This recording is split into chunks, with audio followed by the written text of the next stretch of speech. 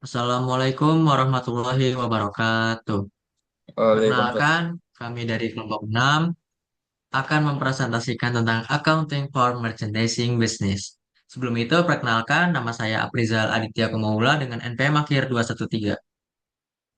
Saya Raka Wijang Yasmin dengan NPM akhir 176. Saya Farhan Eza Saputra dengan NPM 3. Saya Muhammad Faiz Abdurrahman dengan NPM akhiran 197. Saya Fauzan Nur Saputra dengan MPM terakhir 200. Oke, kita masuk ke merchandising transaction, yaitu transaksi perusahaan dagang dicatat dalam akun-akun menggunakan aturan debit kredit. Sebagian besar perusahaan dagang itu menggunakan sistem akuntansi yang sudah terkomputerisasi yang dilengkapi dengan laporan seperti jurnal khusus ataupun buku besar pembantu. Nah, di dalam merchandising transaction terdapat transaksi penjualan, yaitu pendapatan dari penjualan dagangan yang biasa dicatat sebagai penjualan. Terkadang suatu bisnis juga mungkin menggunakan judul penjualan barang dagangan. Lalu dalam transaksi pasti ada penjualan. Nah, penjualan itu ada dua jenis, itu ada penjualan tunai dan kredit. Nah, penjualan tunai itu di mana suatu bisnis itu dapat menjual barang dagangannya secara tunai. Penjualan tunai biasa langsung dicatat di mesin kasir ataupun dicatat dalam pembuku. Lalu yang kedua ada penjualan kredit, yaitu bisnis bisa menjual barang dagangannya secara kredit ataupun bisa kita sebut sebagai piutang. Nah, penjual itu mencatat penjualan tersebut di debit, di piutang usaha, dan kreditnya penjualan. Selanjutnya adalah syarat kredit. Syarat kredit atau credit terms adalah syarat untuk waktu pembayaran yang disepakati oleh pembeli dan penjual. Jika pembayaran dilakukan saat pengiriman, syaratnya adalah tunai atau tunai neto.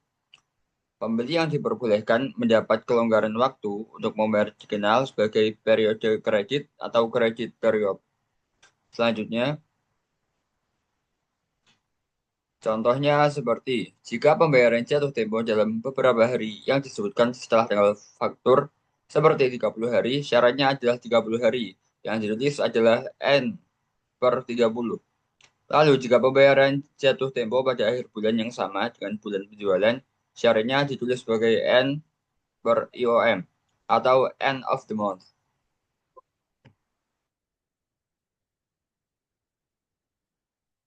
Oke, selanjutnya cash refer and allowance cash. Pembelian mungkin menerima barang dagangan yang cacat, rusak selama pengiriman atau tidak memenuhi harapan pembeli. Dalam kasus ini penjualan dapat kembalikan uang tunai kepada pembeli atau memberikan potongan harga kepada pelanggan yang merasa mengurangi piutang usaha dari harga jual awal. Customer refund payable merupakan akun abilitas untuk otomatis pengembalian dana dan tunjangan yang akan dibayarkan atau diberikan kepada pelanggan di masa mendatang.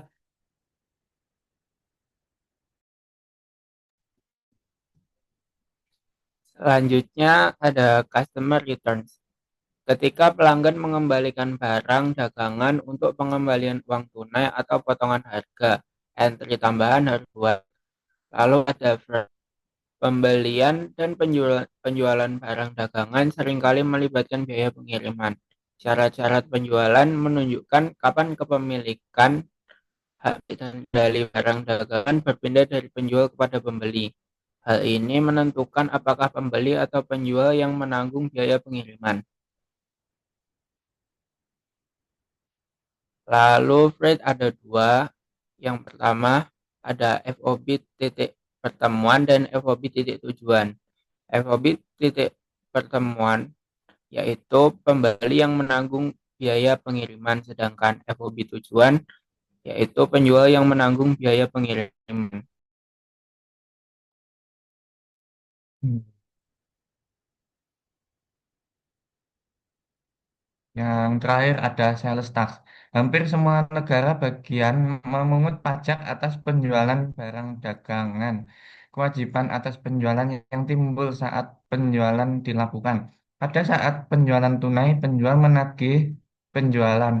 Jika penjualan dilakukan secara kredit, penjual menagih pembeli dengan mendebit piutang usaha.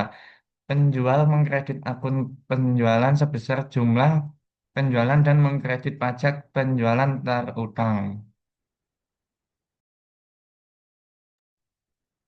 Sekian presentasi dari kelompok kami. Apabila ada kesalahan kata, mohon dimaafkan. Kami pamit undur diri. Wassalamualaikum warahmatullahi wabarakatuh.